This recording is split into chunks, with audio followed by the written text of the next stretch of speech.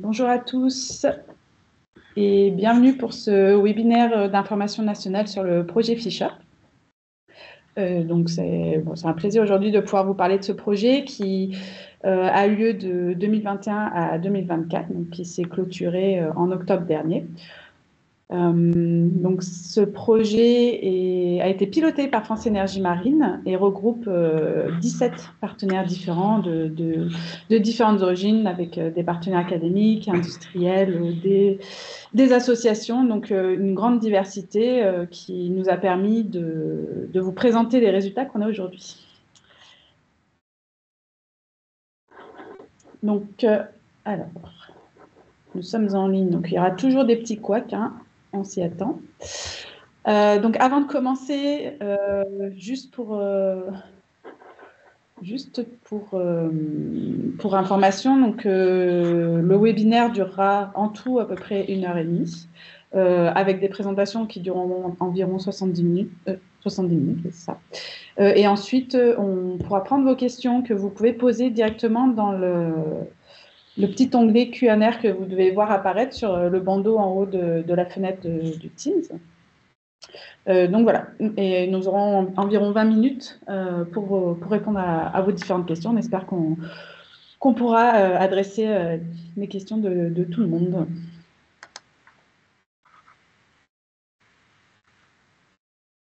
Donc aujourd'hui, il y a 7 personnes différentes qui vont intervenir dans ce webinaire. Donc ça fait du monde, mais ça illustre aussi l'ampleur de ce projet collaboratif qui a impliqué beaucoup de personnes différentes et voilà, et qui ont apporté chacun une richesse. Donc c'est juste, on va dire, une façade, hein, parce qu'il y a énormément de monde derrière nous. Ça implique aussi que, vu que c'est un webinaire en ligne, il risque d'y avoir des petits couacs. Donc on s'en excuse par avance, mais normalement, on a essayé de dérisquer un maximum, donc ça devrait aller. Donc, c'est parti, je vais commencer. Une petite introduction, donc une introduction du contexte général dans lequel s'inscrit le projet Fischoff. Donc, comme vous le savez, l'éolien en mer en France, mais pas que, est en plein essor aujourd'hui, avec actuellement à peu près 10 gigawatts en développement le long de nos côtes. Des objectifs assez ambitieux, donc, dont 18 gigawatts opérationnels d'ici 2035 et puis 40 gigawatts d'ici 2050. Donc, toutes ces nouvelles infrastructures placées dans le milieu marin, dans l'environnement marin, elles vont apporter un lot de pression sur cet environnement.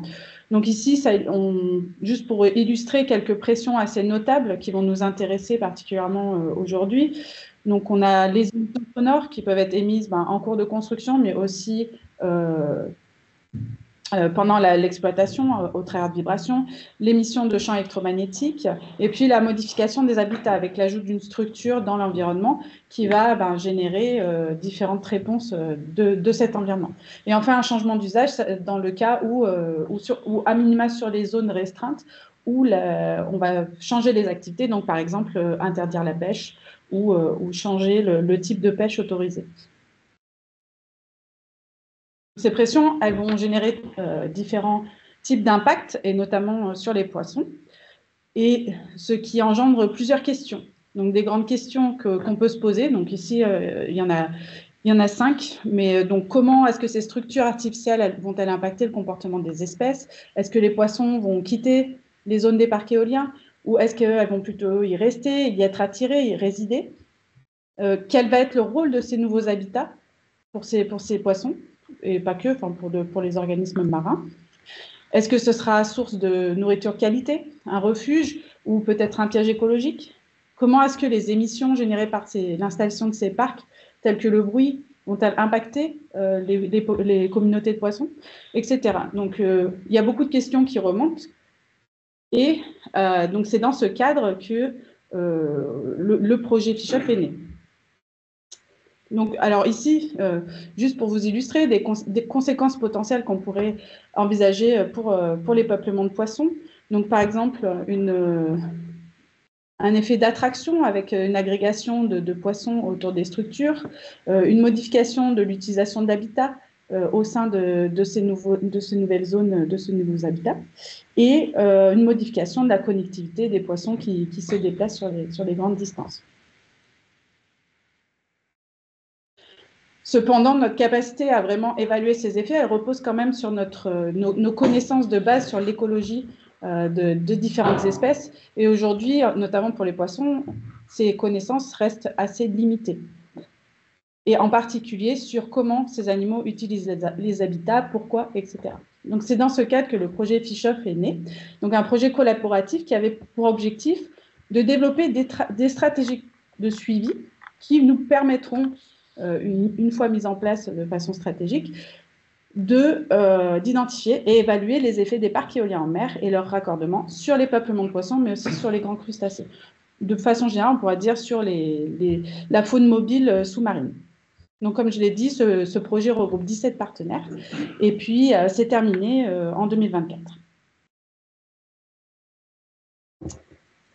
Donc, dans le cadre de FISH-OFF, on avait 3 grandes questions qui nous permettent de nourrir un peu les connaissances pour répondre aux questions que j'ai posées tout à l'heure. Donc, la première, c'est est-ce que la méthode de télémétrie acoustique est un outil approprié pour suivre le comportement des poissons et des crustacés au sein des parcs éoliens en mer? Et est-ce que cette technologie pourrait nous permettre de détecter des effets sur ces espèces? Une deuxième question, comment les espèces à fort enjeu de conservation et ou commercial fréquentent-elles les parcs éoliens en mer et leur raccordement?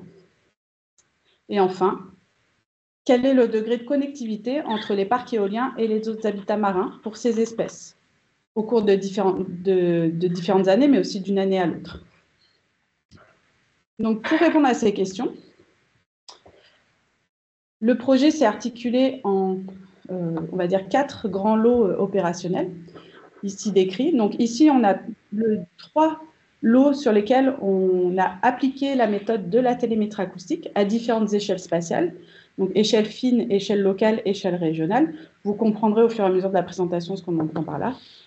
Et enfin, un 5e lot, là, où on a mené une étude pilote pour décortiquer et voir quelle approche combinée de méthodes complémentaires pour être pertinente pour mieux évaluer la dynamique des peuplements de poissons. Donc, le projet FISH-OFF a été réalisé sur 4 parcs éoliens posés. Donc ici, le parc éolien de Calvados, le parc éolien en mer de Saint-Brieuc, le parc éolien de Saint-Nazaire et le parc éolien de Lieu-Noirmoutier.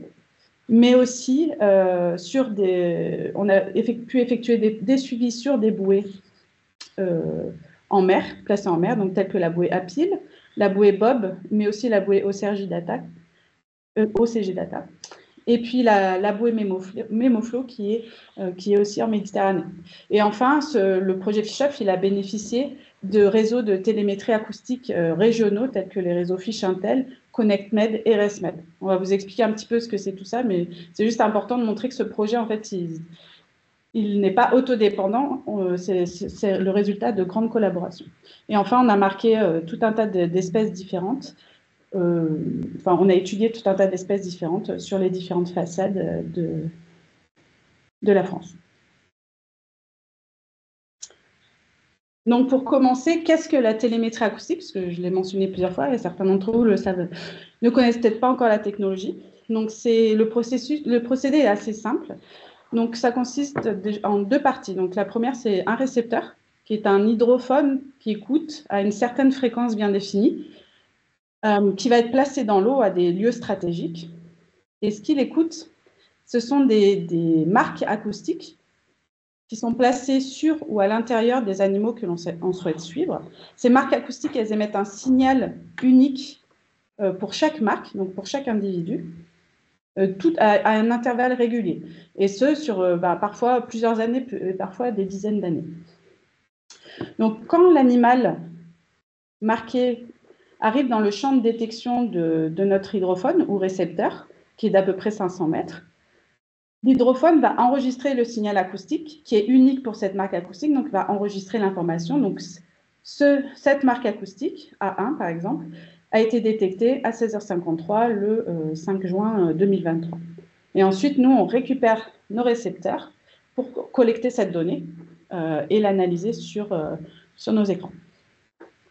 Donc l'idée, c'est vraiment, avec ces récepteurs, on va suivre des sites qu'on considère stratégiques ou des sites d'intérêt ou sur lesquels on se questionne sur la fréquentation des animaux.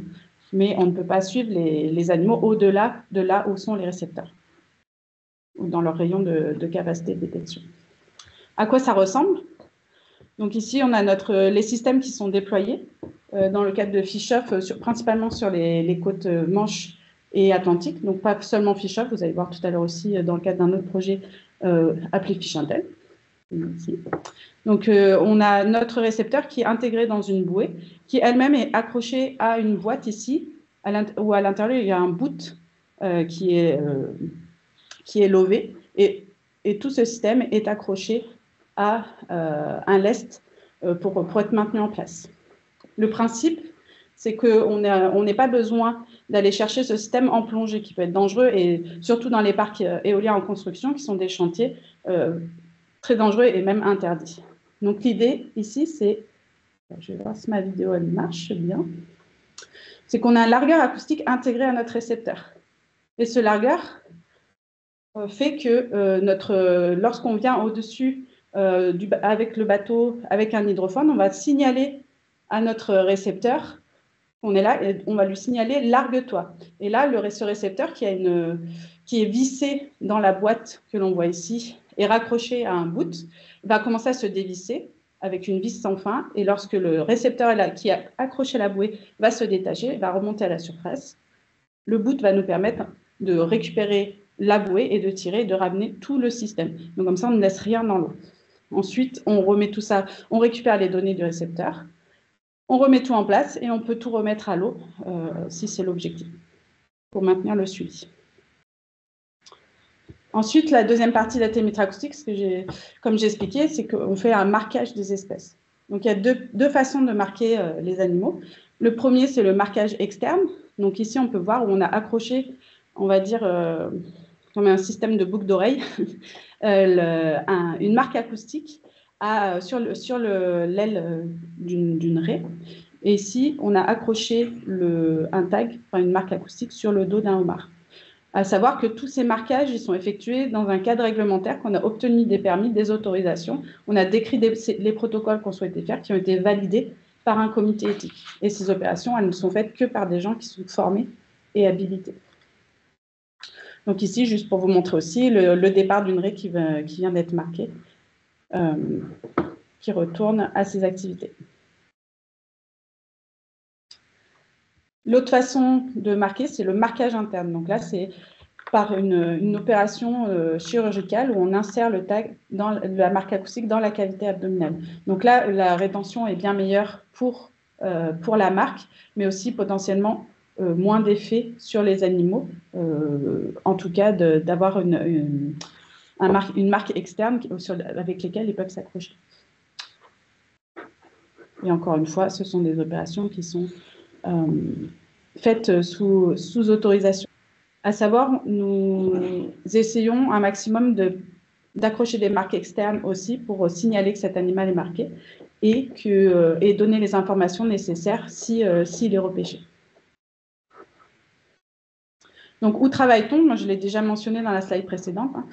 Nous avons, dans le cadre de Fish-Off, nous avons déployé des récepteurs dans les 4 parcs éoliens posés, et nous avons pu déployer un récepteur sur la bouée Hopil notamment.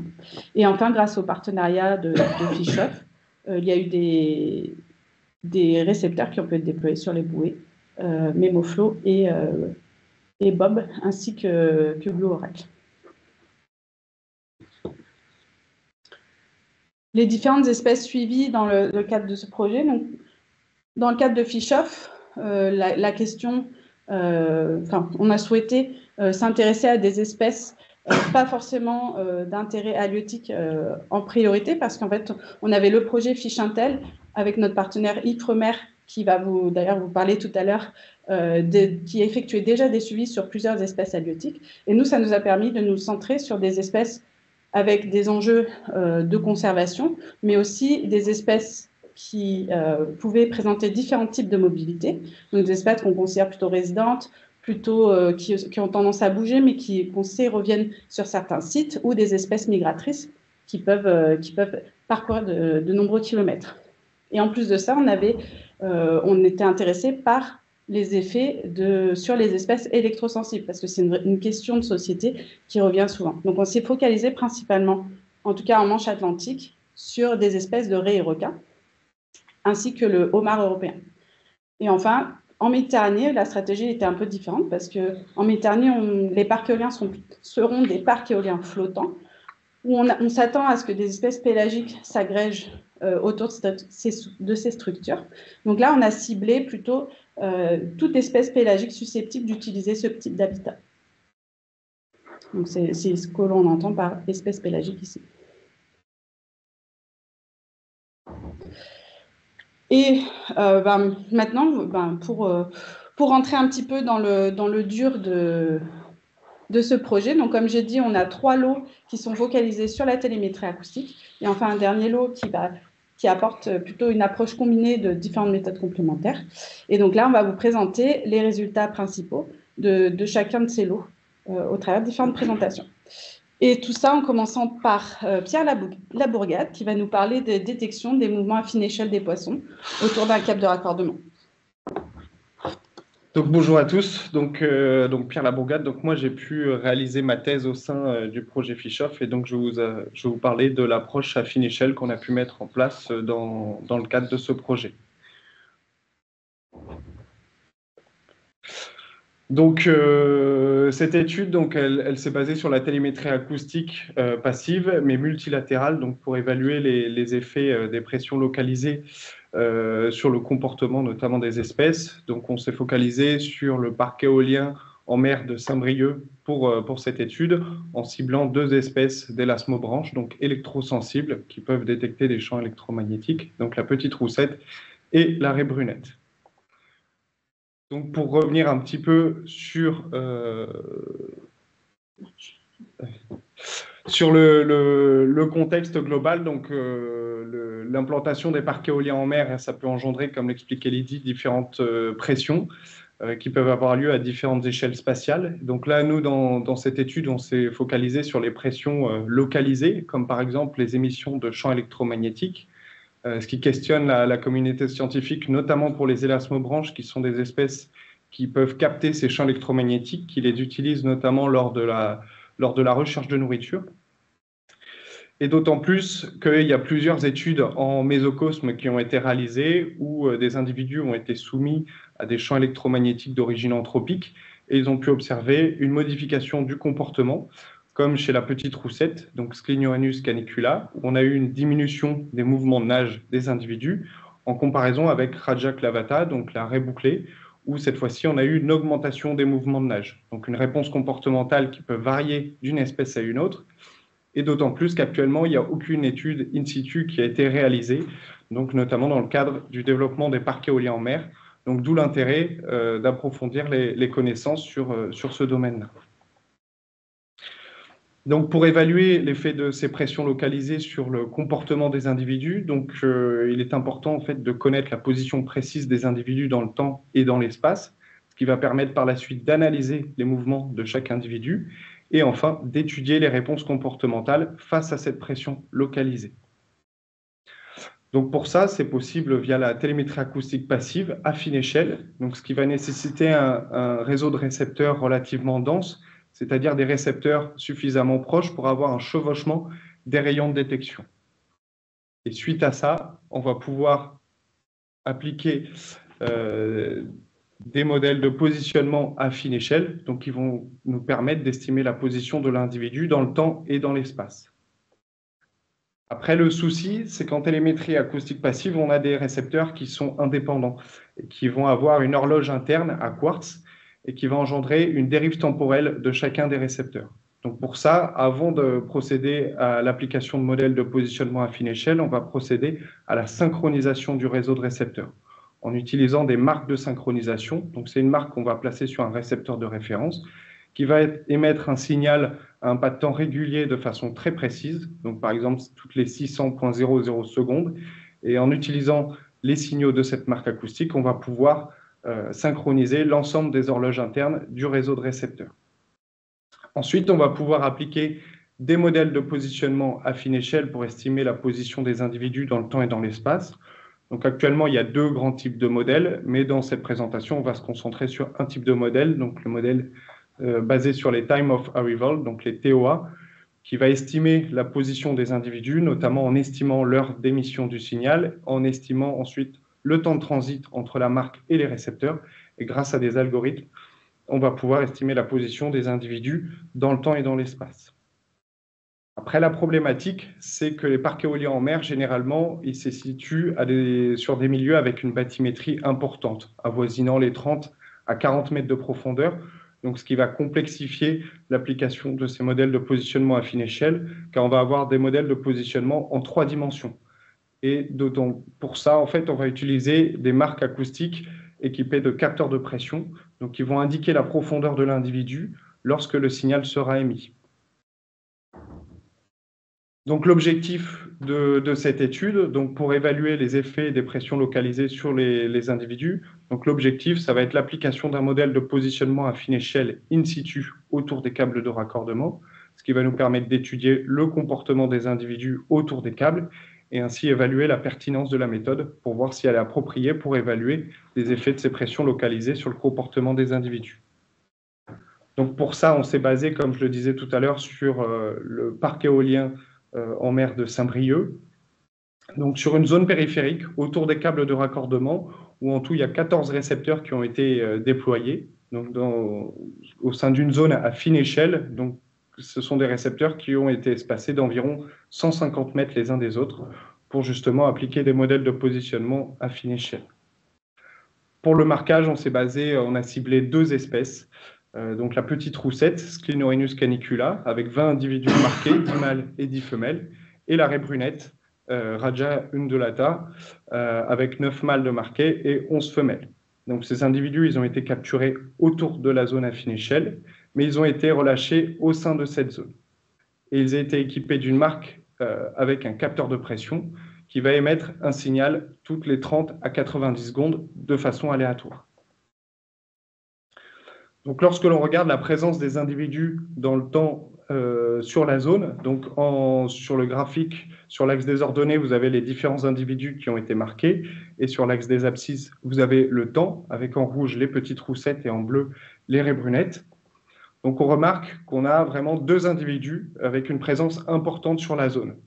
Donc, la petite roussette 254 et la raie brunette 150. Donc, dans cette présentation, on va se focaliser sur les mouvements et déplacements de ces individus, car on a pu étudier leur comportement autour des câbles de raccordement en raison de leur présence importante. Donc, pour décrire très rapidement la méthode qu'on a utilisée, donc vous pouvez voir un schéma donc avec un individu, par exemple, qui va se déplacer au sein du réseau de récepteurs, où cet individu va émettre des signaux via sa marque tous les X temps.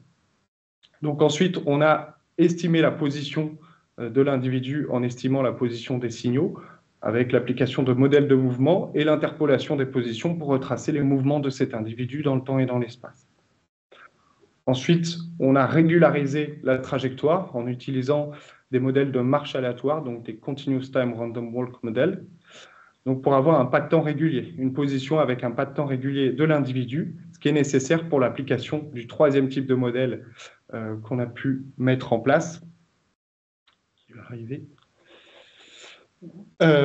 Donc les modèles HMM, donc Hidden Markov Model, qui sont des modèles qui vont nous permettre de classifier les comportements de l'individu, en se basant notamment sur la vitesse de nage de l'individu et les angles de nage. D'autant plus que ces modèles vont nous permettre de sortir des matrices de transition, c'est-à-dire des probabilités de passer d'un comportement 1 à un comportement 2, et on va pouvoir ajouter également des covariables, donc des variables pour voir justement comment ces variables influent sur ces changements de comportement. Donc en l'occurrence, nous on a utilisé l'heure de la journée et la distance de l'individu par rapport au câble d'export. Donc lorsque l'on regarde les résultats pour la raie brunette 150, vous pouvez voir sur le graphique de gauche donc les déplacements de l'individu au sein de la zone à fine échelle lorsque les câbles étaient en tension. Donc, ces positions qui ont été calculées grâce au modèle de positionnement à fine échelle avec les mouvements qu'on peut voir. Puis par la suite, on a pu caractériser le comportement de cet individu où 3 comportements sont ressortis. Donc un premier comportement de transit lent, mais qui pourrait être probablement associé à un biais du modèle. Un second comportement de localement actif et un comportement de transit. Donc ce qu'on remarque, c'est qu'on a pour cet individu des mouvements majoritairement perpendiculaires par rapport au câble, et cet individu a passé 47% du temps en localement actif. Quand on regarde les matrices de transition, donc les probabilités de passer d'un comportement 1 à un comportement 2, donc je vous ai mis un des résultats d'une des matrices. Donc là, en l'occurrence, la probabilité de passer d'un état de transit à un état de localement actif selon la distance minimale par rapport au câble, on a une très légère diminution, une très légère tendance. Et pour cet individu, on n'a pas eu de tendance de changement de comportement selon l'heure de la journée. Pour le deuxième individu, donc la petite roussette, donc numéro 254, donc là aussi on peut voir ces déplacements au sein de la zone à fine échelle lorsque les câbles étaient en tension. Donc grâce au modèle de positionnement à fine échelle et les modèles de mouvement qui ont été appliqués.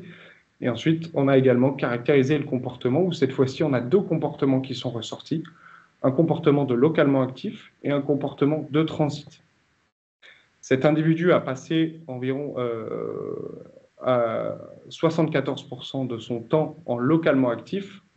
Et lorsque l'on regarde les matrices de transition, donc la probabilité de passer d'un état de localement actif à un état de transit pour le graphique de gauche selon la distance minimale par rapport au câble, là on voit une faible tendance également d'augmentation de changement de probabilité de changement de comportement. Mais cependant, selon l'heure de la journée, donc le graphique de droite, cette probabilité de changement de comportement, elle est quasi nulle en journée, ce qui est probablement dû à la faible présence nocturne de l'individu sur la zone. Donc au final, cette étude, c'est la première étude in situ qui a été réalisée pour pour étudier le comportement des individus autour des câbles de raccordement au sein d'un parc éolien en mer. Donc on a pu remarquer qu'on avait une faible résidence globale des individus sur la zone, ce qui peut être lié notamment à cette zone relativement restreinte qui fait 500 mètres par 500 mètres, et d'autant plus que les individus ont été capturés en dehors de la zone. Donc on pourra avoir un phénomène de homing, c'est-à-dire des individus qui repartent sur leur zone de capture après la relâche. Cependant, on a pu quand même voir une résidence importante de 2 individus sur cette zone, ce qui nous a permis d'appliquer des modèles de positionnement à fine échelle et par la suite de caractériser leur comportement. Donc ça a pu mettre en évidence la pertinence de la méthode, comme quoi c'était approprié pour évaluer l'effet des pressions localisées sur le comportement des individus pour étudier les réponses comportementales, d'autant plus que nos résultats apportent des métriques et des données qui peuvent servir de données de référence pour les études futures. Et donc ce modèle est approprié pour évaluer justement potentiellement les effets des pressions localisées sur le comportement des individus. Après, est-ce qu'on peut déduire un effet des champs électromagnétiques sur le comportement des individus? Actuellement, c'est impossible de conclure, car on est seulement sur 2 individus. Donc, ça nécessite des études complémentaires. Notamment, ce qui serait pertinent, c'est d'avoir une zone d'étude plus importante pour voir les déplacements à plus large échelle des individus. Et notamment avoir une estimation des émissions de champs électromagnétiques sur la zone au cours du temps, pour mieux évaluer justement les réponses comportementales face à cette pression localisée. Mais vraiment, cette étude a permis de valider la méthode et est intéressante pour les études futures. Je vous remercie de votre attention. Maintenant, je vais vous parler des suivis on appelle ça à échelle locale, donc à l'échelle des parcs éoliens, pour suivre les patrons d'occupation et les déplacements des poissons au sein des zones de parcs éoliens que nous avons suivis. Voilà. Donc, petite slide récapitulative. Donc là, ce sont les suivis qui ont été effectués au sein des différents parcs éoliens posés. Donc là, on va vous présenter principalement ces résultats-là. Pour ce qui est des suivis autour des bouées placées au large en la bouée aux piles et puis les bouées en Méditerranée. Pour le moment, on n'a pas encore eu de résultats très satisfaisants. Donc, voilà, on a sélectionné principalement les observations des différents parcs posés. Et enfin, les espèces suivies, les espèces cibles, je les ai mentionnées tout à l'heure, elles sont aussi décrites ici. Donc, on suit principalement ici, je vais vous présenter principalement des résultats sur des espèces d'élasmobranches ainsi que sur le homard. Donc, dans le cadre de FISH-OFF, on a pu déployer des suivis de télémétrie acoustique au sein de 4 parcs éoliens posés. Donc, le parc de Saint-Brieuc, le parc du Calvados, le parc de Saint-Nazaire, le parc de Yeux-Noirmoutier. Ici, vous avez des cartes. Oups, excusez-moi. Non, je ne vais pas revenir en arrière. Okay. Vous avez des cartes qui présentent la nature des fonds. C'était juste pour vous illustrer un petit peu sur quel type de substrat on se situe. Donc, quand on est plutôt dans le orange-jaune, on se situe plutôt sur du sablo-graveleux, enfin un sol sablo-graveleux, pardon. Et puis, le rouge, c'est vraiment, on est plutôt sur du plateau rocheux, de la roche ou des blocs rocheux. Donc, on peut voir qu'on a quand même une situation assez différente, et notamment si on compare par exemple avec ce qui se passe en mer du Nord, où on est sur des substrats plutôt meubles, donc on est plutôt sur du sable gravier. Nous, en fait, on a déjà au moins 3 parcs éoliens qui sont localisés sur des zones rocheuses. Donc, c'est le cas dans le parc éolien de Saint-Brieuc, où on a pu suivre la zone nord du parc pendant le projet. Donc, toutes les petites étoiles jaunes, là, ce sont la localisation des récepteurs pendant le suivi FISH-OFF. Donc, le parc de Saint-Brieuc, on a pu déployer au tout début de la construction et suivre ce qui s'est passé jusqu'à la mise en exploitation qui a eu lieu en mai 2024. Le parc éolien du Calvados en Normandie. Donc là, vous voyez les petites étoiles qui sont principalement localisées sur des épaves ou des bouées qui étaient placées dans la zone, parce que le parc éolien de Calvados est en construction, mais a été ouvert aux activités de pêche pendant quasiment toute la durée du projet FISH-OFF. Donc, ce qui a fait qu'on a souhaité limiter un maximum le risque d'interaction. Donc, on s'est placé sur des zones où il n'y avait pas de risque de chalutage. Le parc éolien de Saint-Nazaire. Donc, ici, on voit qu'on est sur un beau plateau rocheux où on a pu suivre 5 piles d'éoliennes avec 3 récepteurs placés aux alentours. Et ce qui est notable, c'est cette zone-là, donc qui est on va dire au nord-est du parc, où on a un habitat un petit peu différent. Ici, on est plutôt sur une zone gravier-sable. Voilà, ça va être important pour tout à l'heure. Et enfin, on a pu suivre aussi 2 enrochements le long du câble de raccordement. Et enfin, le parc de Yeux-Noirmoutier. Donc, le parc de Saint-Nazaire était en exploitation la majorité du temps de suivi. Et enfin, le parc de Yeux-Noirmoutier, sur lequel on a pu déployer 6 récepteurs, qui est en phase de construction. Donc là, pareil, même stratégie que sur le parc éolien du Calvados. Les récepteurs étaient placés proches de bouées et d'épaves. Bon, déjà, ça nous permet de suivre des habitats existants, mais aussi limiter les interactions avec les engins de pêche pendant que le parc est encore ouvert à ces activités. Donc, malheureusement, je ne vais pas pouvoir présenter tous les résultats qu'on a obtenus parce que la télémétrie acoustique, ça apporte énormément de données, mais de vous donner une petite aperçu des choses qu'on a pu observer. Donc, en commençant par le parc le plus au nord, le parc éolien du Calvados. Donc là, on a pu suivre différentes espèces d'élasmobranches. Donc, ici, dans ce graphique, ce qu'on observe, donc en rose, c'est la limite du parc éolien Les petites lignes, là, ce sont les futurs câbles interéoliennes, juste pour vous situer où seront les futurs monopiles. Et enfin, on a un carré par espèce. Donc ici, on a la petite roussette, l'émissol tacheté juste à côté. En dessous, on a la raie bouclée et enfin la raie bonnette. Et ensuite, donc qu'est-ce qu'on voit? On voit les petits losanges jaunes qui sont les lieux de relâche des individus qui ont été marqués. Et enfin, les cercles, donc selon leur grosseur, indiquent le nombre de détections sur le récepteur. Donc là, il y a des tout petits points bleus qui ne sont pas hyper visibles, mais au centre des cercles, il y a des récepteurs. Et donc, plus le cercle est gros, plus il y a eu de détections sur ce site-là. Et ce que vous pouvez voir, c'est qu'on a eu des animaux qui ont occupé la zone de façon assez importante par rapport au nombre de récepteurs qu'on avait. quasiment toutes les espèces sont allées pinguer sur les récepteurs qui étaient placés. Et ce qu'on a pu identifier notamment, c'est ici, au niveau des cercles bleus, il y a une épave où il y a énormément d'individus qui ont pu être détectés, où ils sont restés un certain temps, et pas que les individus marqués dans Pishoff. Mathieu va vous en parler tout à l'heure. Donc, ensuite, ce qu'on a pu observer, notamment pour l'émissol, c'est qu'il semblerait qu'il y ait une fidélité au site, au moins pour 2 individus. Une fidélité au site, en fait, c'est un animal qui reste dans la zone et ensuite qui est absent pendant un certain temps. Donc là, notamment, nos 2 individus ils ont été absents pour un minimum de 4 mois et ensuite sont revenus sur la zone et sont restés plusieurs semaines. Donc ça nous indique potentiellement, au moins pour ces 2 individus, l'habitat est d'intérêt. Et enfin, ici en bas, une petite animation. Ça, c'est un individu de petite roussette. C'est juste pour vous montrer ses déplacements à l'échelle de semaines. Je ne vois pas trop sur mon écran.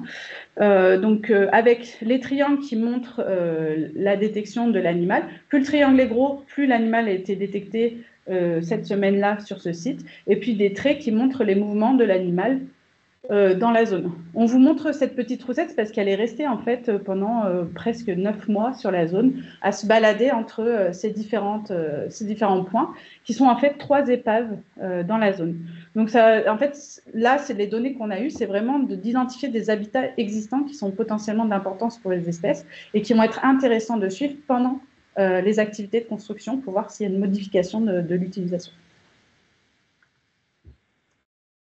Maintenant, à Saint-Brieuc, quels sont nos résultats principaux? Donc, ce qu'on a pu constater, alors déjà, on a pu suivre pendant le projet Pishoff que la partie nord de la zone, donc la partie rocheuse, enfin de plateau rocheux. Donc, on a une faible résidence des individus qu'on a pu marquer et qui ont été relâchés dans la zone.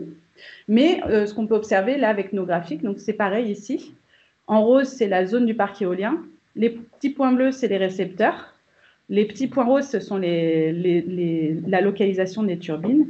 Et enfin, les cercles, ce sont des détections sur ces récepteurs. Et puis, plus le cercle est gros, plus on a eu de détection. Donc, ce qu'on observe, c'est que même si on n'a pas une forte résidence, donc des animaux qui sont restés dans la zone pendant longtemps, on a quand même eu pas mal de passages. Et les passages se sont faits sur toute la zone quasiment, parce que les individus, certains ont topé sur tous nos récepteurs. Par contre, ce qui a été intéressant aussi à Saint-Brieuc, c'est qu'on a détecté au moins 3 espèces migratrices dans la zone. Pareil, Mathieu va vous en parler un petit peu plus, mais on a détecté des thons rouges de nos collègues anglais qui ont été marqués au sud de la Cornouaille, des requins taupes communs que nous avons marqués dans le cadre du projet autour des 7 îles, donc en Nord-Bretagne, des aloses qui ont été marquées en Belgique dans une rivière, donc qui se sont bien baladées, et enfin une dorade marquée par nos collègues anglais. Donc on se rend compte que la zone a un potentiel intérêt. Donc le maintien du suivi pourra nous apporter peut-être un petit peu plus d'éclairage sur le rôle de ce nouveau parc éolien. Maintenant, on passe un peu plus au sud avec les résultats principaux du parc éolien de Saint-Nazaire. Donc là, on a pu suivre principalement 2 espèces, les raies brunettes et les petites roussettes, où on a pu marquer 20 raies brunettes et 30 petites roussettes, une trentaine de petites roussettes. Donc là, qu'est-ce qu'on observe? Encore une fois, en rose, on a la zone du parc éolien en mer. Les points roses, ce sont les turbines, et puis on voit les traits qui traversent les turbines sont les câbles interéoliens. On voit le câble de raccordement qui sort avec notre récepteur qui est localisé, un de nos récepteurs qui est localisé sur l'enrochement à l'est du parc, et puis on a un deuxième un petit peu plus loin. Donc comme on vous a montré, on a pu suivre 5 piles d'éoliennes. Nos animaux ont principalement été relâchés dans la zone nord-est du parc. Et d'ailleurs, c'est là, on peut voir pour les 2 espèces, où on a eu le plus de détection.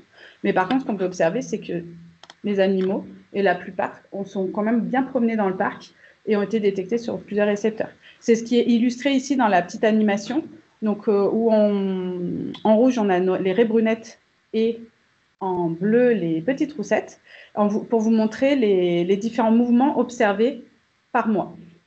Donc, par exemple, on a vu là, juste à l'instant, en 2022, en novembre 2022, on a énormément de mouvements détectés. Mais en fait, c'est parce qu'on a marqué là, beaucoup d'animaux entre septembre et novembre 2022.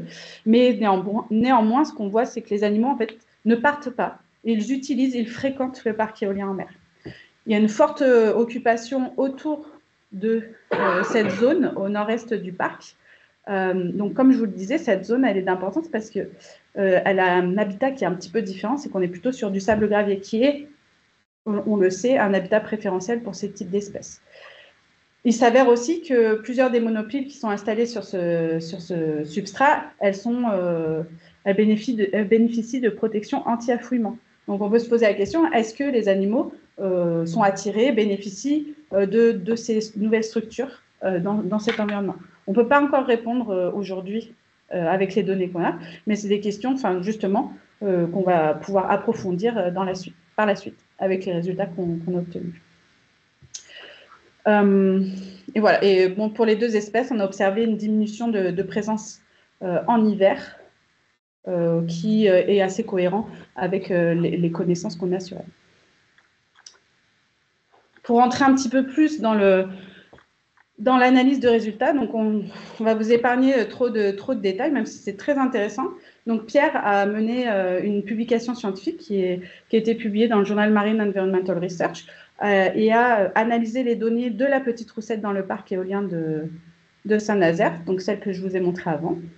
Donc ce qui est mis en évidence, c'est que les individus qu'on a marqués, ils ont une forte résidence et une fidélité au site. Donc, même ceux qui restent pendant une certaine période, disparaissent pendant plusieurs mois, la plupart reviennent, en fait, dans le parc éolien.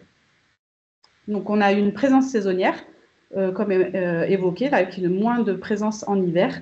Et il semble que la température soit un facteur important qui détermine l'utilisation de l'espace. Donc, avec comment dire, une fourchette thermique idéale pour l'espèce. Je crois que c'est entre 12 et 16 degrés, si je ne me trompe pas. Et enfin, comme on a vu, on a les animaux qui sont vraiment plutôt présents dans cette zone nord-est du parc, où on est sur un substrat plutôt sable-gravier cailloutis, donc qui est privilégié par l'espèce. Et on se demande quel rôle ont les protections anti-affoulement dans cette zone. Est-ce que les animaux sont plutôt sur le substrat un peu à l'extérieur, ou est-ce qu'en fait ils occupent les protections anti-affoulement qui existent et qui pourraient, ou est-ce qu'on pourrait avoir une augmentation de proie potentielle, une augmentation de refuge, etc. Donc ça, c'est des questions qu'on se pose encore sur ces résultats. Et enfin, Léomar. Donc là, on a regroupé les résultats des deux parcs éoliens, donc le parc éolien de Saint-Nazaire et le parc éolien de Yeux-Noirmoutier. À savoir qu'à Yeux-Noirmoutier, pour le moment, on n'a pu marquer que cette espèce-là. Donc, ce qu'on a pu constater, c'est qu'on a pour cette espèce, donc ici, sur ces graphes-là, donc chaque ligne ici est un individu, chaque numéro est un individu. C'est une frise chronologique, donc en partant ici de été 2022 jusqu'à août 2023, et la même chose sur l'autre graphique. Donc un représente les individus marqués à Saint-Nazaire et l'autre à Yeux-Noirmoutier. Ensuite, pour chaque individu, on a les détections. Donc à chaque fois qu'il y a un rond de couleur, on a les détections. Et la couleur, en fait, elle indique sur quel récepteur ces animaux ont été détectés. Et en fait, les couleurs elles correspondent à ce que l'on voit sur la carte juste à côté. Donc déjà, ce qu'on observe, c'est que, nos conclusions, c'est que déjà nos animaux, ils sont plus là en hiver. On voit que tous ceux qui ont été marqués, ils s'en vont. Ils ont l'air, donc en tout cas dans la première relâche à Saint-Nazaire, mais aussi à Yeux-Noirmoutier, ils ont l'air de plutôt rester dans la zone du lieu de relâche. Et puis, il y en a certains qui se promènent un petit peu. Donc, on peut voir celui-là, 78, qui s'est promené entre le petit cercle un peu beige ici, notre zone où on a détecté la majorité de nos animaux de petites roussettes, et puis y aller jusqu'à 7 km au sein du parc éolien. Un des résultats phares de notre suivi, c'est qu'on a au moins un homard qui nous a marqué à Yeux-Noirmoutier, qui a été pêché dans le parc éolien de Yeux-Noirmoutier, relâché dans le parc éolien, et en fait a été redétecté dans le parc éolien de Saint-Nazaire. Donc, mise en évidence de mouvements de ces animaux qui sont quand même assez conséquents par rapport à leur taille. Et enfin, juste pour vous dire, là, on voit dans le graphique de Yeux-Noirmoutier lundi du 27, une présence quasi continue au même endroit. Donc ça, on se doute bien que où l'animal est mort, où il a perdu, ce qui est probable, la marque acoustique qui a dû tomber juste à côté de notre récepteur. Qui nous servira pour autre chose, mais que du coup, ça n'a pas d'intérêt écologique à ce stade. Voilà pour les résultats principaux parc par parc. Et bien maintenant, on va passer à notre quatrième lot, qui est là le suivi des mouvements des poissons à l'échelle régionale grâce à différentes infrastructures. Et on va commencer par la Méditerranée avec Jérôme et Philippe qui vont nous parler de l'infrastructure télémétrie présente dans la zone. Jérôme, c'est à toi si tu veux. Merci Lydie, je suis bien là, avec le beau temps méditerranéen qui est revenu. Si tu peux mettre la slide suivante. Ouais. Oh, voilà, c'est... Donc moi, je vais vous parler un petit peu, tout ce projet Fish-Off s'est adossé entre autres sur une capacité d'écoute des poissons. Parce que comme vous l'avez compris, si on n'a pas des choses dans l'eau qui écoutent, on a beau marquer plein de poissons, essayer de comprendre les interactions avec les infrastructures humaines type les éoliennes, bah, ça ne sert pas à grand-chose parce qu'on n'écoute pas ces poissons. Donc le projet Fish-Off s'est adossé donc, pour la partie méditerranéenne à deux gros réseaux. Le réseau ConnectMed, qui est porté par Ifremer à Marbec, et puis le réseau ResMed qui sera présenté par Philippe L'Enfant ensuite. Donc, c'est un gros réseau d'hydrophones qui s'étale après la frontière espagnole, presque jusqu'à Barcelone, jusqu'au niveau des calanques, après les calanques en Méditerranée, et qui a été mis en place depuis 2017 sur toute cette façade-là. Alors, vous imaginez bien que c'est un très gros projet. Vous allez voir qu'il y a beaucoup de stations. Donc, c'est du multifinancement, du multipartenarial. Et la grosse force de… Alors, tu peux revenir en arrière, s'il te plaît, Lydie. La grosse force, c'est surtout un adossement à tous les parcs marins qu'il y a dans cette zone de Méditerranée française occidentale. Alors, il n'y avait pas, à l'époque de Fish-Off, il n'y avait pas encore d'infrastructure éolienne en place. Donc, on a plutôt travaillé autour de sites potentiels avec des bouées que Lydie a présenté tout à l'heure. Il a été élargi donc à l'Espagne en 2020 avec le projet ResMed qui sera présenté ensuite. Et on a intégré, en fait, le réseau a intégré Fish-Off dès sa conception.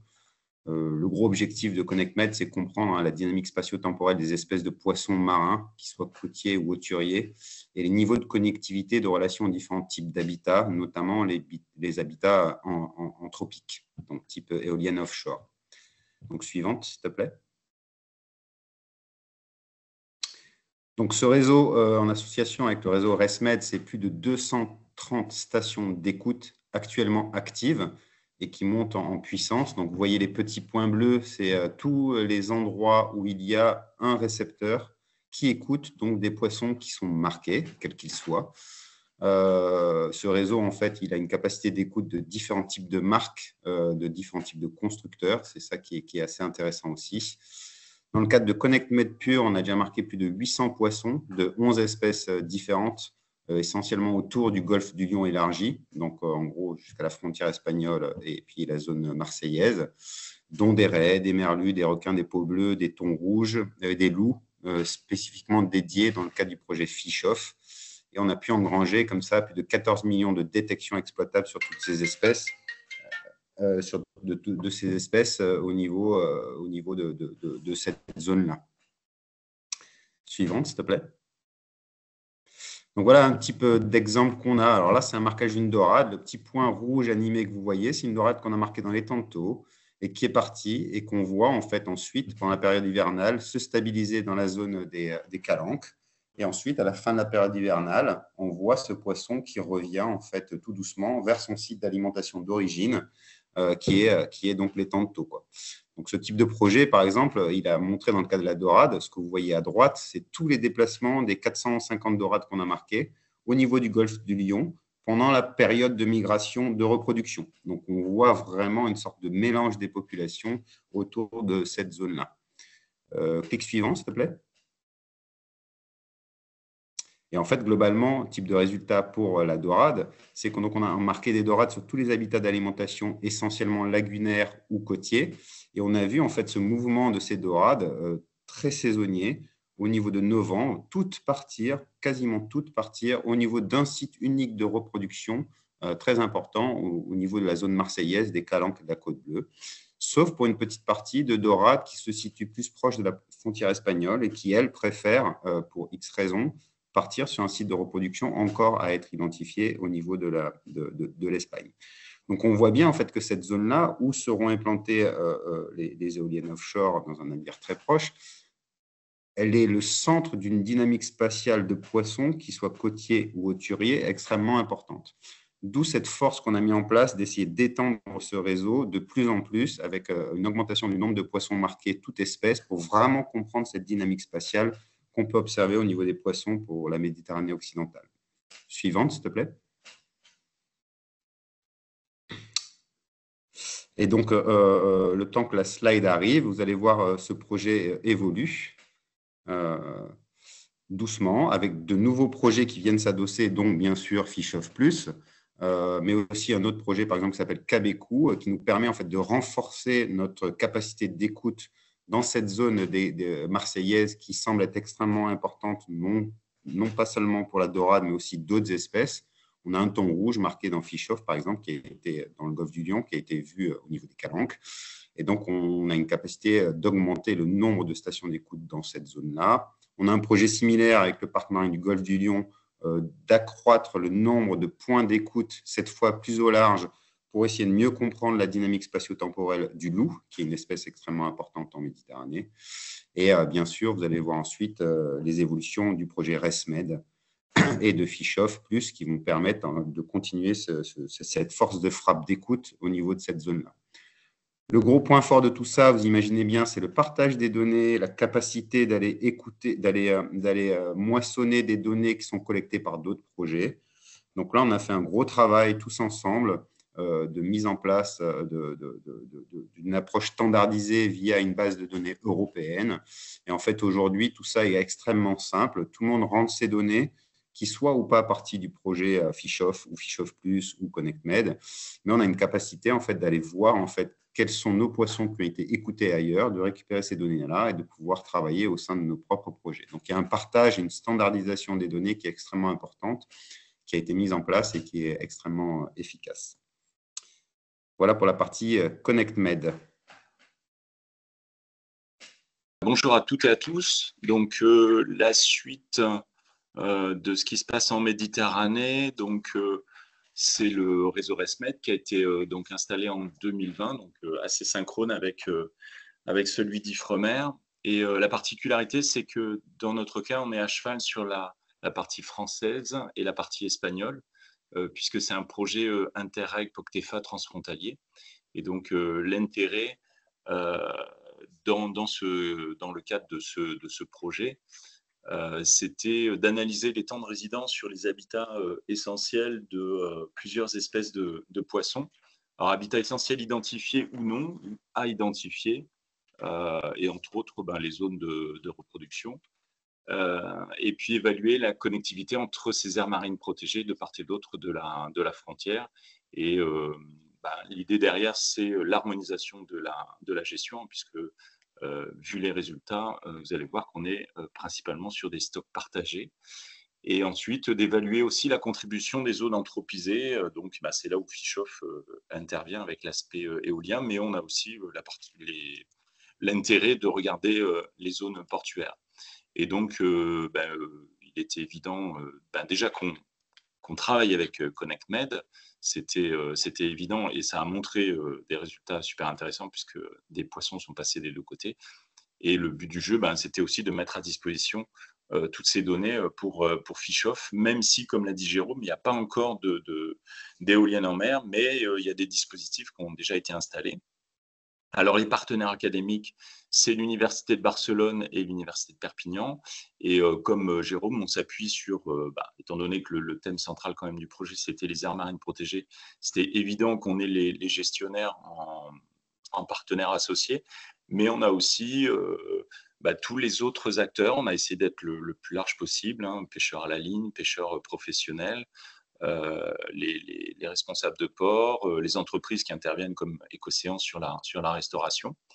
Et donc c'est aussi cette diversité qui faisait la richesse du projet, parce que l'idée derrière, c'est aussi d'éclairer les débats publics, d'éclairer les problématiques de gestion et des aires marines protégées.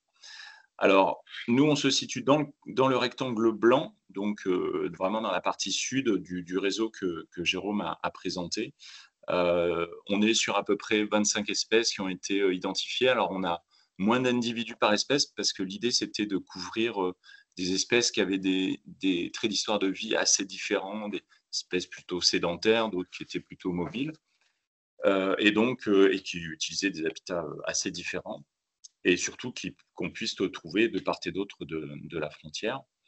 Et donc qui ont été capturés avec tous les acteurs qui étaient présents sur le terrain, à la fois en plongée, en pêche professionnelle ou en pêche de loisirs. Donc voilà le réseau avec un petit zoom.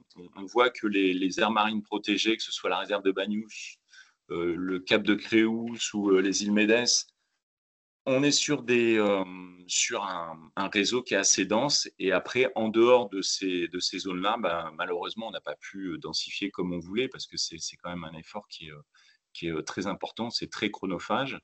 Mais on a essayé quand même d'avoir des endroits un peu stratégiques de passage des espèces. Les espèces, bon là j'ai mis juste 2 exemples, mais ça pouvait être du très côtier, côtier comme le sar, la dorade, le mérou assez sédentaire, ou du barracuda, de la céréole, sur des espèces plutôt mobiles.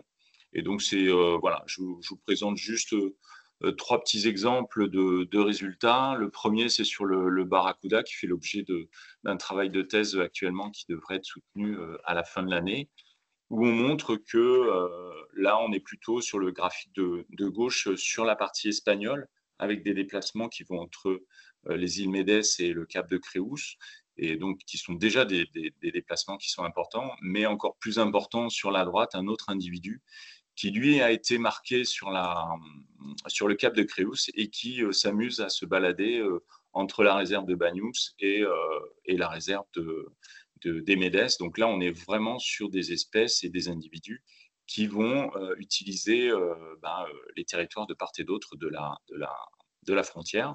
On retrouve la même chose sur la céréole, graphique de gauche très centré sur les îles Médès et sur des habitats. On voit les petits points qui sont placés sur la partie nord de la carte, sur une zone verte qui correspond à des herbiers de cymodocées.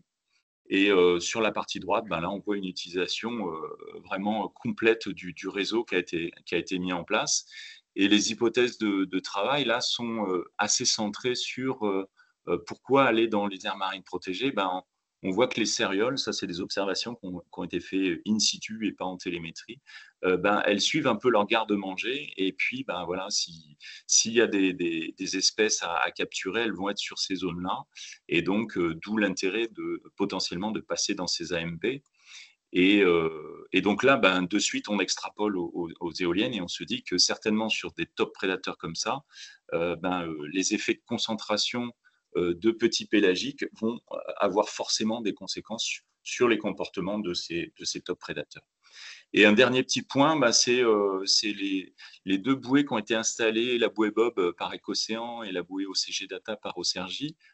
Sur ces 2 bouées, on est intervenu en partenariat pour faire des suivis, on va dire, de la biodiversité au sens large, mais il y avait quand même un hydrophone qui était placé, qui avait été mis à dispo par Jérôme.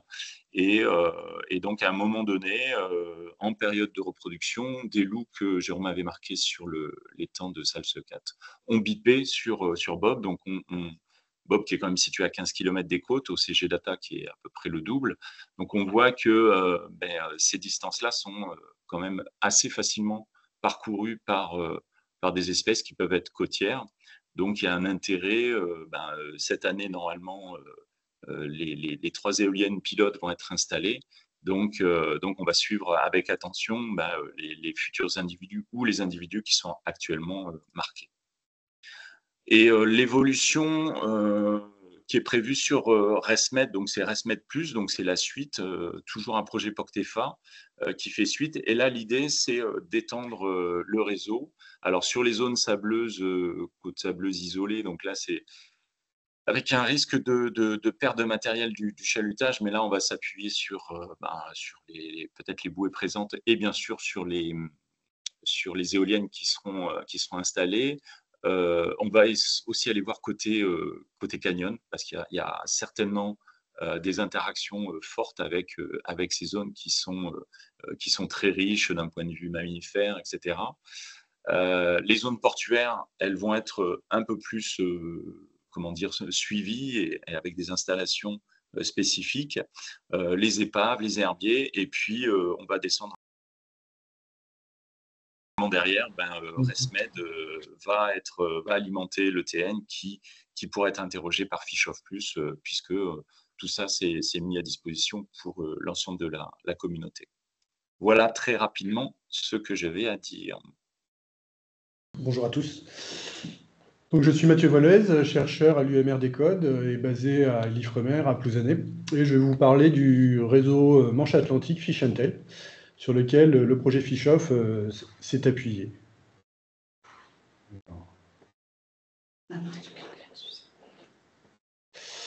Donc pourquoi réaliser des suivis à l'échelle régionale pour suivre donc, les poissons?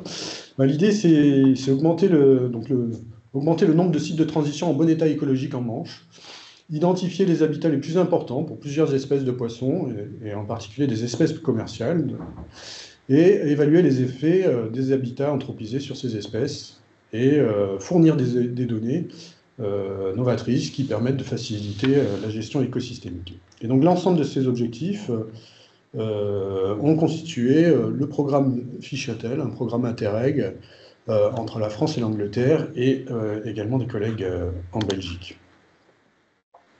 Donc les sites de transition, c'est les zones côtières en général, donc ça peut être des estuaires, des îles au large, des récifs, des zones plus ou moins anthropisées. Et on va s'intéresser à ces différents sites le long du littoral de la Manche. On a suivi 5 espèces, le lieu jaune, le bar européen, la langouste, le thon rouge et la dorade grise. On a choisi ces espèces parce qu'elles représentent une composante importante des écosystèmes côtiers en Manche, et ce sont également des espèces importantes commercialement.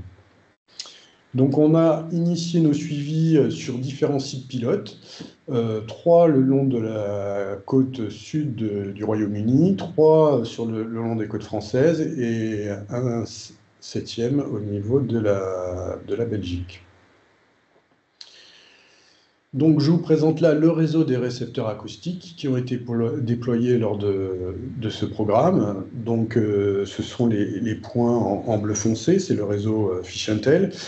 Font partie dans ce réseau Fish and Tail les récepteurs FishOff, vu que en fait, les premiers déploiements avaient eu lieu dans le cadre de Fish and Tail, puis ont été renforcés dans le cadre de FishOff. Voilà. Et en bleu ciel, vous avez différents récepteurs acoustiques qui ont été déployés, alors soit dans le cadre de FishOff, au niveau de Saint-Nazaire, Lyon, Normoutier par exemple, en Gascogne, ou soit par d'autres collègues scientifiques. Et l'ensemble de ces données, en fait, sont bancarisées au niveau de l'ETN, qui est une base de données européenne, où l'ensemble des données de détection de toutes les espèces qui sont suivies sont bancarisées pour qu'on puisse avoir, finalement, regarder les patrons de mouvement des espèces qu'on a marquées à des échelles larges, donc régionales. Alors ce réseau régional, il a été construit avec différents acteurs. On a consulté les pêcheurs professionnels avec l'aide des comités des pêches. Donc on a eu différentes réunions dans le Finistère, sur les Côtes d'Armor et en Normandie. L'idée étant d'optimiser finalement le positionnement des récepteurs acoustiques pour suivre les espèces qu'on voulait marquer.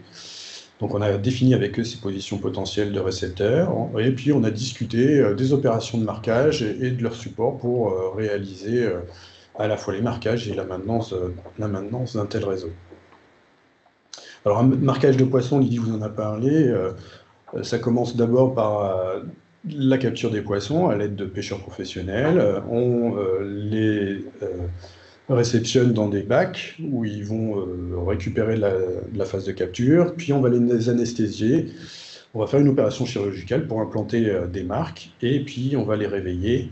Et lorsqu'ils ont récupéré de cette opération, on va les relâcher dans le milieu et ils vont reprendre le cours de leur vie. Pour les langoustes, on fait des marquages externes, on colle sur la carapace des marques acoustiques qui vont durer un certain temps. La langouste mue, donc change de carapace, donc nos suivis sont de durée moins longue. Le bilan des marquages des programmes fichiers Intel, alors on a marqué 524 bars européens, 137 langoustes, 151 lieux jaunes, 64 dorades grises et 59 thons rouges. Donc là, vous avez chaque poisson, chaque espèce est représentée par une couleur différente. Et vous voyez l'effort d'échantillonnage sur les côtes anglaises, françaises et belges. Donc en tout, on a, pour l'ensemble de ces individus qui ont été marqués, on a près de 67% des animaux marqués qui ont été détectés au moins une fois par le réseau. Donc ça correspond, voilà, par exemple pour le bar, à plus de 404 individus détectés qui correspondent à près de 3 millions de détections, 4 millions de détections. Voilà, ça fait beaucoup de données à traiter. Et ces suivis vont durer un certain temps parce que ces marques électroniques ont une autonomie de plusieurs années. Et donc là, les suivis vont durer jusqu'à 2027 pour ces animaux qui ont été marqués lors du programme fichier Intel. Alors, je vais vous montrer, vous illustrer ces données de détection à l'échelle de la Manche et notamment les fréquentations de ces individus sur les parcs éoliens qui ont été suivis dans le cadre de fichier Intel et de Fischoff. Donc là, vous avez à gauche le bar européen, donc vous avez des détections sur l'ensemble des sites de suivi, et en particulier sur le site de Courseulles-sur-Mer, mais aussi sur le site de Saint-Nazaire. Voilà, zone qui n'était pas un site pilote où on n'a pas eu de marquage de bar. Donc si ces bars ont été détectés à Saint-Nazaire, c'est qu'ils se sont rendus à Saint-Nazaire. Pour le thon rouge, on a également des détections, alors plus en Manche Ouest qu'en Manche Est, mais une fréquentation du parc de Saint-Brieuc de façon assez importante. Donc on peut faire un zoom sur ces différents sites éoliens et voir que sur le site de Courseulles-sur-Mer, on a 26 bars détectés qui ont fréquenté la zone, et en particulier cette épave que mentionnait Lydie, qui est ce point bleu ciel sur lequel plusieurs individus ont été détectés sur des périodes assez longues. Sur le bar qui a été détecté à Saint-Nazaire, en fait, ce poisson a été marqué dans la réserve des 7 îles en juin 2022, et il a été détecté en novembre 2022 dans ce parc, confirmant en fait les patrons de migration qu'on avait pu obtenir par modélisation. C'est-à-dire qu'on avait développé dans le cadre de Bargib, Barfred, 2 autres projets sur le bar. On s'était intéressé à reconstruire les trajectoires de migration des bars à partir d'approches de modélisation, où finalement on a fait la migration grâce à des données de marque archive, de température et de pression. Et donc ce qu'on avait pu voir, c'est que les individus de Côte-Nord avaient des patrons de migration vers le golfe de Gascogne en hiver pour se reproduire. Et cette donnée de détection qu'on a eue en novembre, en fait, confirme ce patron de migration avec de la donnée. Donc un résultat très intéressant.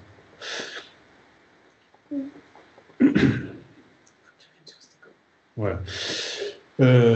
Concernant le thon dans le parc de Saint-Brieuc, donc là on a des individus qui ont été marqués autour des îles anglo-normandes, qui ont été détectés dans le parc, mais également des individus de Sud-Cornouailles.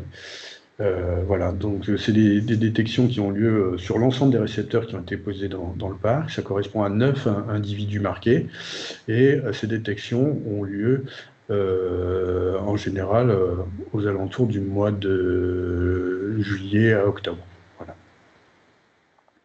Alors, sur les autres espèces, on n'a pas de détection. Donc sur le lieu jaune, on a des mouvements plus localisés et les individus qu'on a marqués, que ce soit sur le sud de l'Angleterre ou en mer d'Iroise et Côte d'Armor, n'ont pas fréquenté les différents parcs qu'on a pu suivre.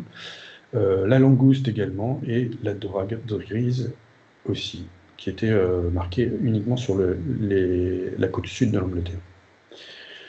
Alors, ce qu'on peut regarder aussi, c'est les mouvements régionaux de ces espèces, donc en utilisant l'ensemble des récepteurs, à la fois de ceux de Fischoff, mais aussi de Fish-Intel, pour mieux comprendre les mouvements régionaux de ces espèces. Et on peut montrer comme ça que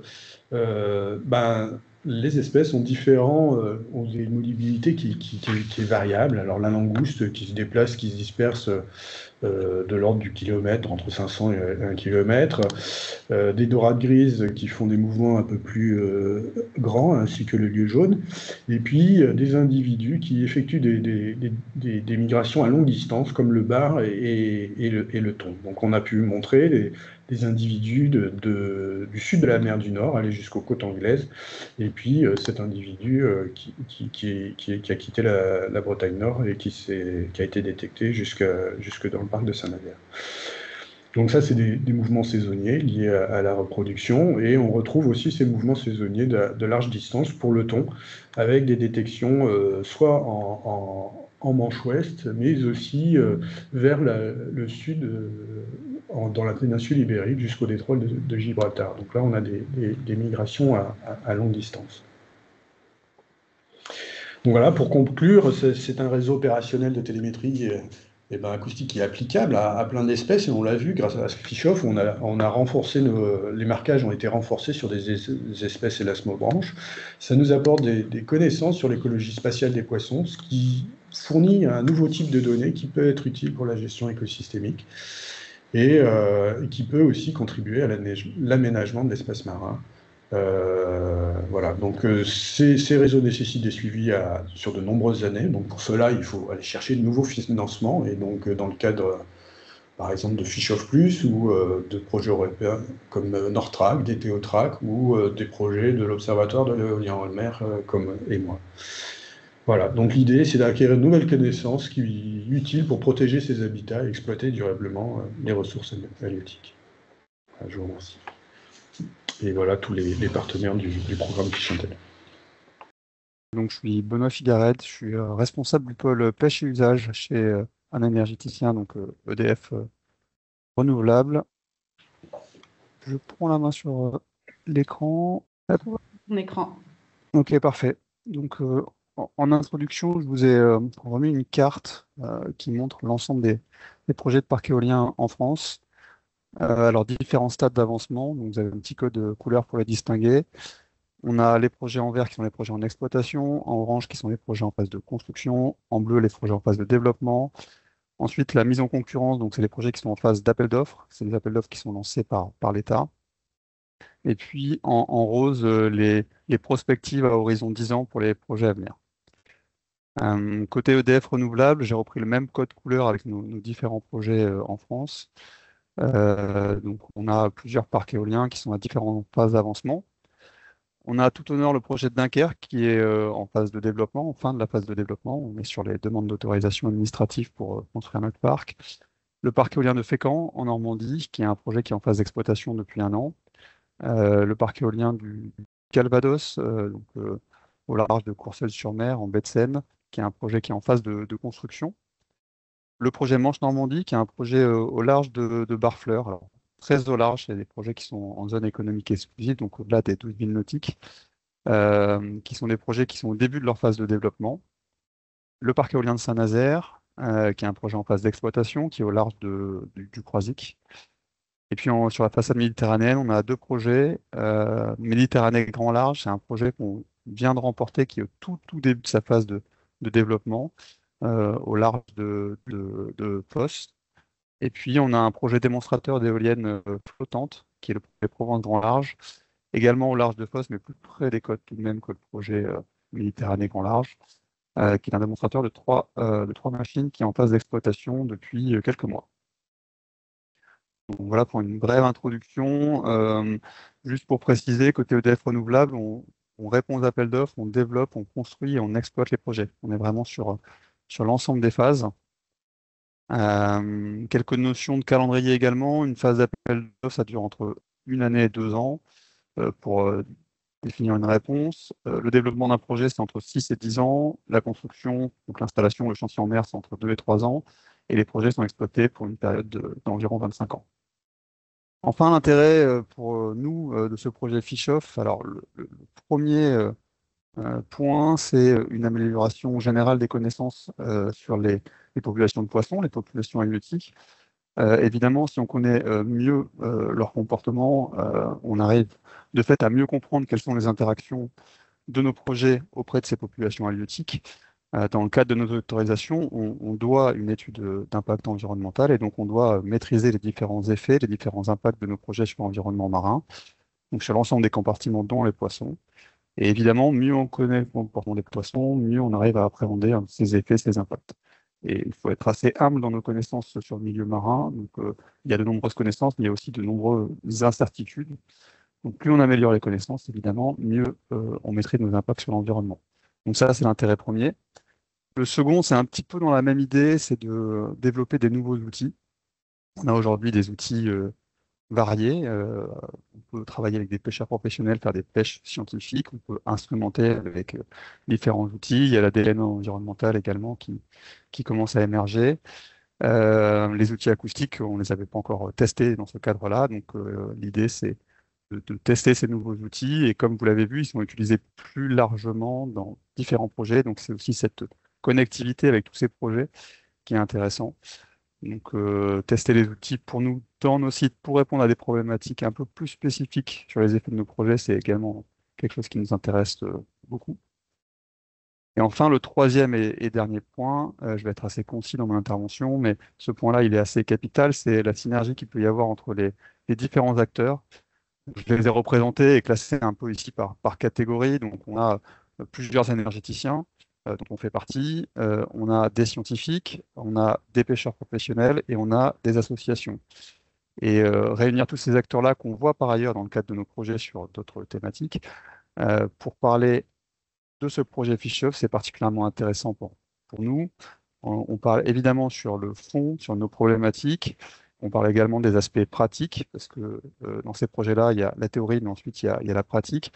Accéder à nos sites, instrumenter nos sites, etc. Ça nécessite quand même beaucoup d'échanges, beaucoup d'allers-retours techniques avec les équipes. Et pour nous, il y a un vrai intérêt d'un point de vue concertation, partage des problématiques, amélioration des connaissances globales. Et dans ce sens-là, le projet est une véritable réussite parce que les acteurs sont très mobilisés, on se voit régulièrement, tout le monde joue le jeu. Donc, voilà, bon, je vais conclure là-dessus. Donc il y a vraiment essentiellement pour nous 3 points, l'amélioration des connaissances, le test d'outils et enfin la concertation avec l'ensemble des acteurs. Merci pour votre attention. Merci beaucoup à tous les intervenants pour toutes les présentations. Ça montre vraiment la richesse de ces initiatives. Là, on a vu principalement de la télémétrie acoustique qui grandissent en France et on est très heureux de pouvoir faire partie de cette communauté. Donc voilà quelques grandes conclusions au final de ces travaux au travers de Fish-Off. Donc, comme Benoît l'a un peu évoqué, c'est que au travers du projet, on a pu identifier des stratégies de suivi pertinentes. Donc, malheureusement, on n'a pas eu l'aspect que Pierre Thirier aurait pu nous présenter, qui touchait plutôt à l'ADN environnemental, des observations visuelles et la complémentarité avec les suivis réglementaires, les suivis halieutiques réglementaires. Mais en tout cas, ce que le projet Fish-Off a démontré et a apporté des connaissances clés sur la fréquentation des espèces et sur leur comportement face à des pressions spécifiques dans le cadre de l'éolien en mer. On a pu montrer des suivis à fine échelle d'individus libres dans leur milieu naturel, donc qui permettent vraiment de pouvoir continuer à répondre à cette question de quels sont les impacts sur les espèces. La fréquentation des zones, enfin les animaux en tout cas qui ont été suivis fréquentent ces zones de parcs éoliens en mer. Certains même montrent des forts degrés de résidence. Donc la question est de quel est ce rôle écologique de ces nouveaux habitats. Et enfin, on a des espèces qui se déplacent au-delà des parcs, qui se déplacent même sur plusieurs centaines de kilomètres, et certains reviennent. Donc on voit qu'il y a une certaine fidélité au site. Enfin, au travers des différentes présentations de Jérôme, Philippe et Mathieu, on a pu voir l'intérêt de ces infrastructures régionales à travers de différents projets complémentaires qui nous permettent vraiment de suivre ces déplacements, de mieux évaluer la connectivité entre les différentes zones et d'identifier des habitats importants. Et ça peut aussi contribuer à des prises de décision si ces données elles arrivent jusqu'aux décisionnaires concernant l'aménagement du paysage marin. Et enfin, la présentation, malheureusement, que vous n'avez pas eue, mais l'identification de méthodes complémentaires qui permettent un suivi fin et la mise en évidence de l'effet récif au sein des parcs éoliens en mer sur les peuplements de poissons.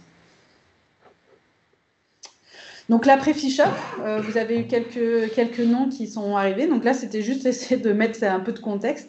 En fait, le projet, en fait, les flèches peuvent aller dans double sens pour toutes les choses.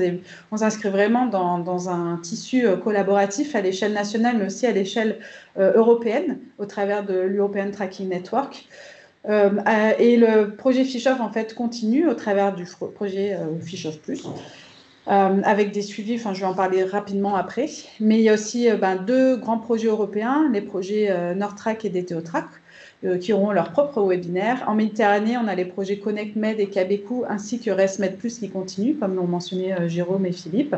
Et puis, sur la façade Manche-Atlantique, on a la communauté Fichintel qui continue et le projet que Mathieu a mentionné de l'Observatoire, le projet EMOI.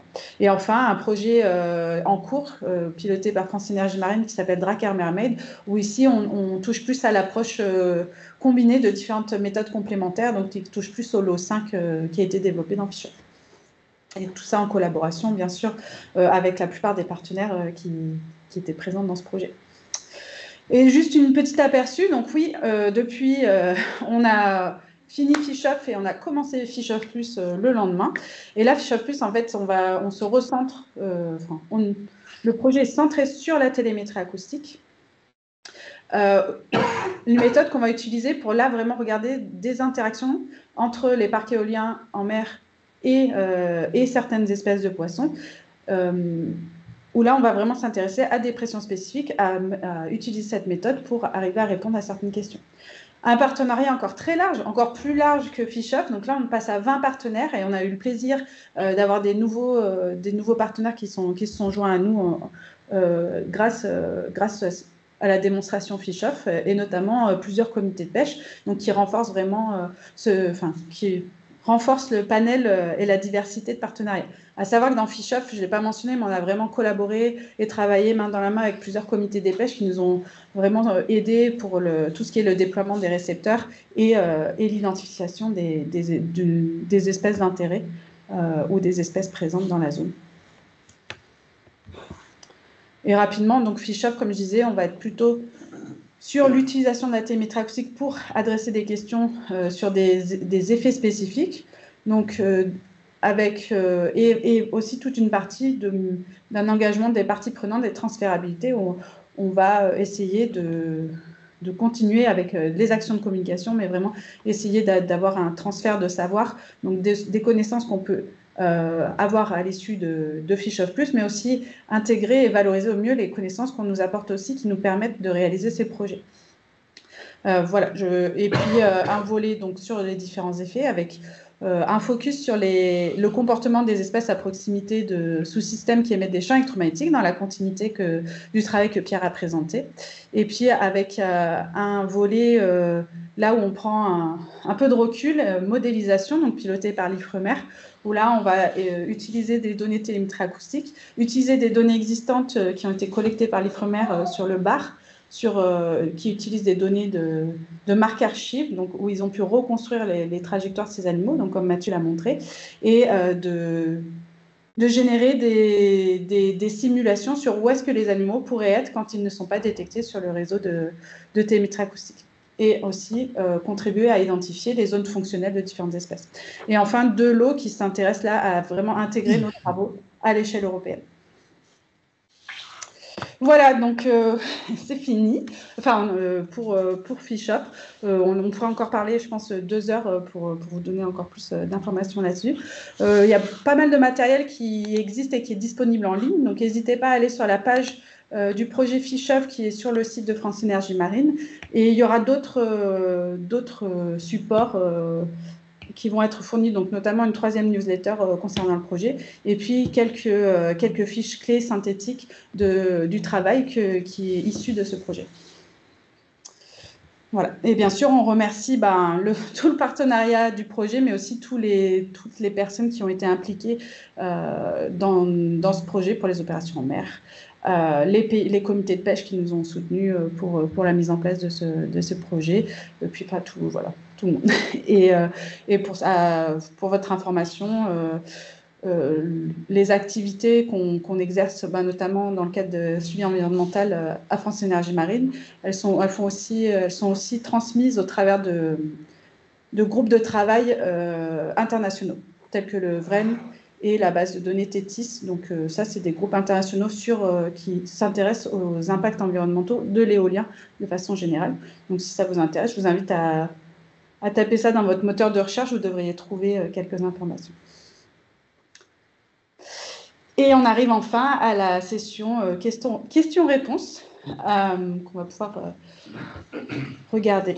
Ronan, j'ai pas accès à la question visuellement, je ne sais pas si... Ouais, tu as besoin que je te les lise, Lydie? Oui, je veux bien, s'il te plaît. Ok, alors on avait une question de Pierre Paladin. Bonjour, les câbles sont-ils ensouillés ou protégés par enrochement au droit de la zone d'étude? C'était durant la présentation de Pierre. Alors, merci pour cette question. Alors, sur la zone d'étude, les câbles étaient ensouillés à environ 1 mètre de profondeur. Ok, on a une question de Caroline Mangalo. Combien faudrait-il marquer d'individus par espèce pour pouvoir tirer des conclusions en fonction de l'échelle de travail? C'est une question qui n'est pas simple à répondre. Alors, il y a 2 choses. Le plus on marque d'individus, ça va nous permettre d'avoir vraiment d'intégrer un maximum les variabilités interindividuelles d'avoir une meilleure vision de pour pouvoir extrapoler ça à l'échelle des populations. Alors, il faut savoir qu'on arrive à tirer des conclusions avec une 30aine d'espèces par individu. En tout cas, si on allait sur l'étude d'un site, on peut même voir, typiquement, on n'a pas montré les résultats, mais dans le cas de Fish-Up, on a pu marquer 10 requins taupes, et juste avec 10 individus, on a déjà des informations de mouvement quand même assez importantes, où les requins traversent la Manche, les requins restent dans la zone du parc éolien de Saint-Brieuc.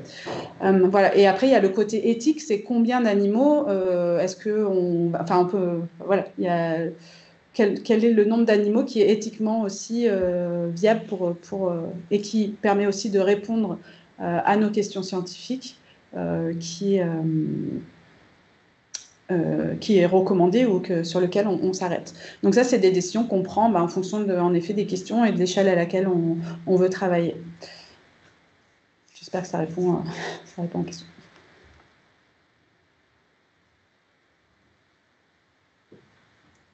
Alors, une nouvelle question. Bonjour, quels sont les avantages de la télémétrie acoustique par rapport à l'ADN environnemental? Alors, on est sur des méthodes qui apportent des niveaux d'information différents. L'ADN environnemental, on va principalement nous donner une information sur la diversité, donc c'est-à-dire quelles espèces sont présentes sur la zone échantillonnée. Mais on n'aura pas d'autres informations d'abondance, qu'est-ce que font les animaux là, alors que la télémétrie acoustique, elle va nous apporter des informations sur les sites qui sont suivis, est-ce qu'ils sont fréquentés, est-ce que les animaux y résident, donc est-ce qu'ils sont importants pour cette espèce, est-ce qu'ils montrent une fidélité au site. Voilà, donc on est vraiment, les deux pourraient être complémentaires, parce que la télémétrie acoustique, elle nous permet seulement de suivre quelques individus, souvent plutôt adultes, même parfois juvéniles, mais on sera limité aussi par la taille. De quelques espèces, alors que l'ADN environnemental, elle va nous donner une idée de qui est là, mais on ne sait pas en quelle quantité, etc.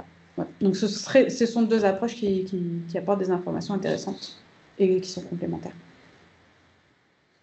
Ok, autre question, pensez-vous combiner ces approches avec des caméras afin de repérer des comportements plus subtils des espèces? Alors, en quelque sorte, oui. Mais dans le cadre du projet Mermaid, voilà. Après, dans le cadre du projet Mermaid, donc c'est un projet où on suit une structure, un mât de mesure qui est placé à proximité d'un parc éolien en mer. Et autour de ce mât, on a placé des récepteurs télémétrie acoustique, entre autres. Il n'y a pas que ça. Pour suivre l'occupation, les patrons d'occupation des espèces autour de cette structure, essayer de mieux comprendre comment cet habitat et l'effet récif qu'il a généré est utilisé par les espèces que l'on suit. Et on aura aussi un petit peu de vidéo ponctuelle qui passera. Mais il faut savoir qu'on est, typiquement en Manche, on est vraiment dans un milieu qui est assez turbide, donc c'est assez compliqué de pouvoir cibler ça. Mais ce serait une approche intéressante à combiner, mais c'est pas la plus simple. Mais il y a d'autres travaux, notamment Pierre Thirier, il travaille beaucoup avec de la vidéo, qui sont complémentaires. Et en travaillant ensemble, on pourra associer les données quand elles sont collectées sur les mêmes sites.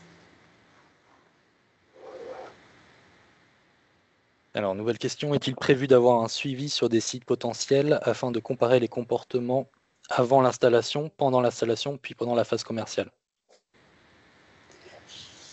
Alors, déjà, dans le cadre de Fischoff, typiquement, le parc éolien de Courseulles, il a pu être suivi pendant 2 ans en phase avant construction, où il y a eu quelques activités, mais vraiment relativement minimes par rapport à la phase vraiment de construction, d'installation de monopieux, etc. Donc, on a déjà, au moins pour un parc, une idée de ce qui se passe. Sur les autres zones, ça a été pris en compte. Aujourd'hui, c'est pas prévu, mais c'est un de nos objectifs aussi, c'est de montrer l'intérêt de